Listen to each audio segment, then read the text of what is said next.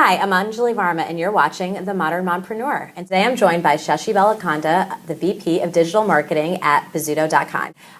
For those of you who don't know Shashi, you should be following him on Twitter. He is the social media swami and you have over 24,000 followers, which is very amazing. And I know a lot of mompreneurs out there are wondering, those of us in the hundreds, how did you get to such a large following? I think I was an early adopter. Okay. But social media being new and early adopters, I think, got a good head start. But today, I would not worry about follower counts as much as the kind of followers that you have. So if you have followers who are your own customers, or you follow people that you get a lot of enrichment and a lot of knowledge from, right, I think that would be a good model to follow for busy mompreneurs.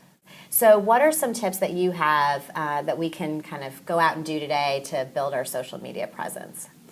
I think it's strange that it's coming from me during this session, but for a moment, set aside all the social media tools and don't focus so much on just saying like, hey, I should be on Facebook, I should be on Twitter. Okay. So start with your objective of your business or your message that you're going to say.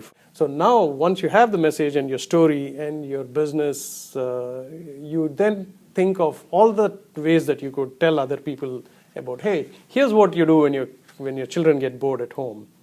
So that's where the social media tools play a huge thing. So you have your story, you could start with writing a blog post, because a blog post is, number one, it's good content for Google to look at and say like, wow, this is great. Here are 5 tips for busy moms when their kids are bored.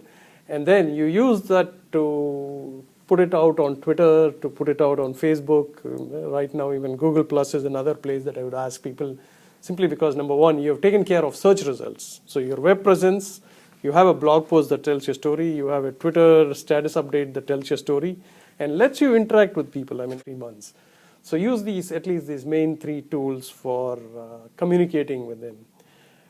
Start off with your own circle. You already have a network. You have a friend, you have your contacts on your phone, and then slowly start building it to your own customers, because your next customer is going to come from your existing customers. So that's the way I would approach the social way of putting your message forward. Once you do this, you should not think like, hey, let me be like, I need 1 million followers. No, even if you have 40 followers who are thoroughly engaged with you, are always telling other people, look what Anjali wrote, that's the way you get into a circle that's outside your immediate familiar networks. I think another important thing in social media is you have to be very personal. And what I mean by that is like, you have to be conversational.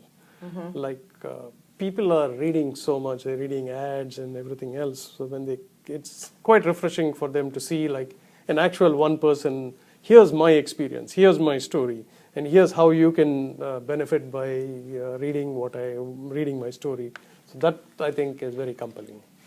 Great. Now, it takes a lot of time to do all this social media, I think, to stay on top of it all. And you do a great job of it. So what do you think about the time commitment that we need to be putting in on a daily basis, or how do you manage the time that's involved in all of these channels?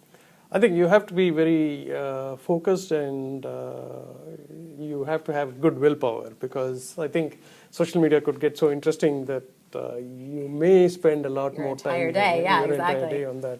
So I try in the morning when I get up.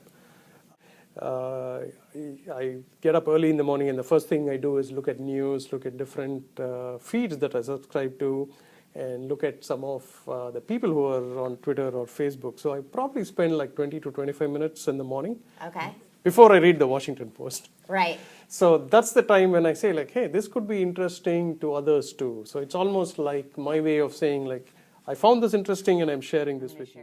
Thank you to Shashi Bellamkonda of Bizzuto Properties.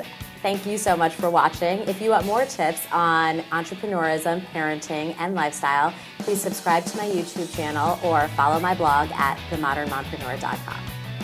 Yes, and also follow ANJ Verma on Twitter, because I think she puts out a lot of good content for us. Thank you so much.